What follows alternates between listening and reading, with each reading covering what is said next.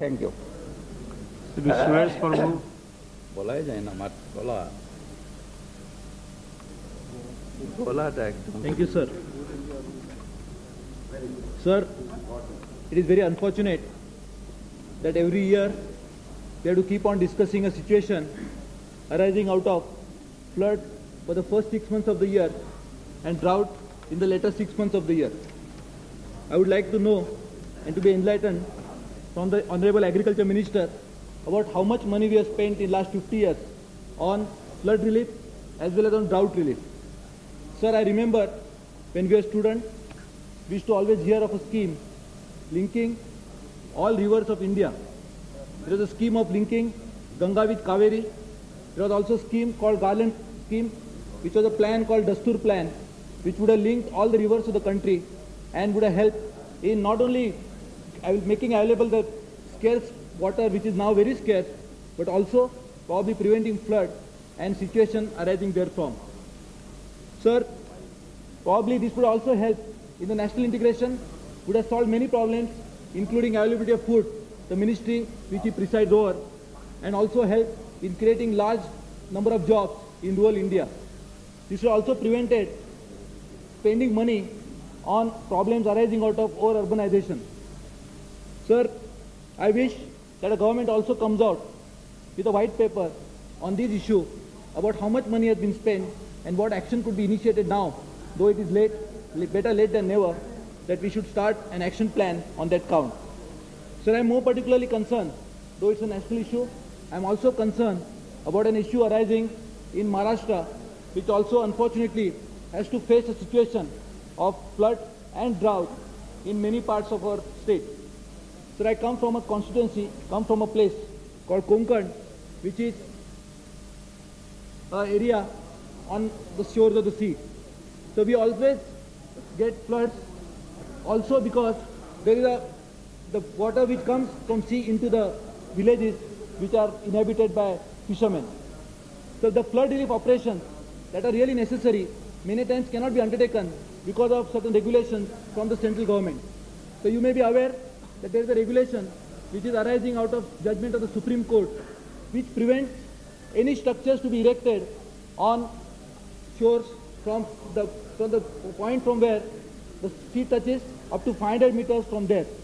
So this has also caused tremendous hardships to the fishermen because they cannot even erect a structure if their old structure is dilapidated because of passage of time. Sir, I would request the Honorable Minister, sir, actually, sir, also I would like to draw your attention.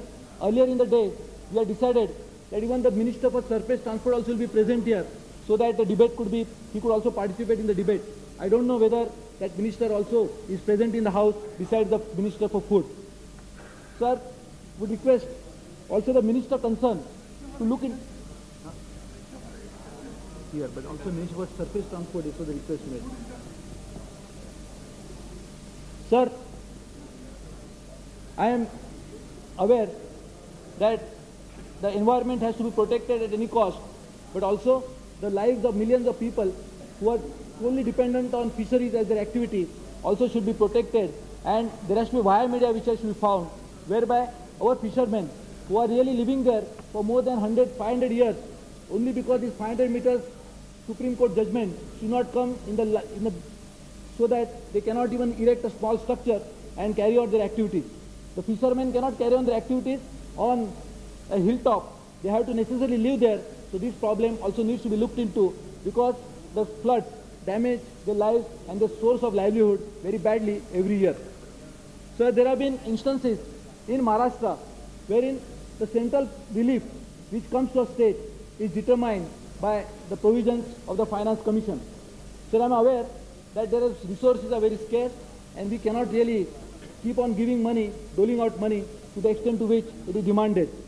But any natural calamity, when it takes place, whether it is in Rajasthan, whether it is in West Bengal, or whether it is in Assam or in Maharashtra, sir, the magnitude of the calamity differs because we cannot really foresee. The Finance Commission, which makes a report once in 5 years, cannot really sit on judgment about what could be the damage that could be caused in the next 5 years.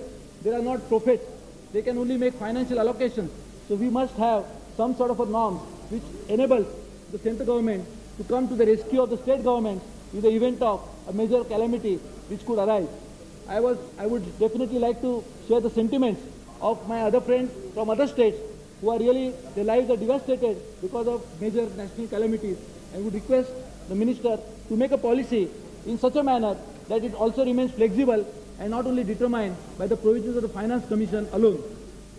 Sir, there is a need to have an integrated policy, because these water resources, which are really not something which is not going to keep on increasing with the passage of time, but likely to deplete with more population, more urbanization, and more demands on the already available water.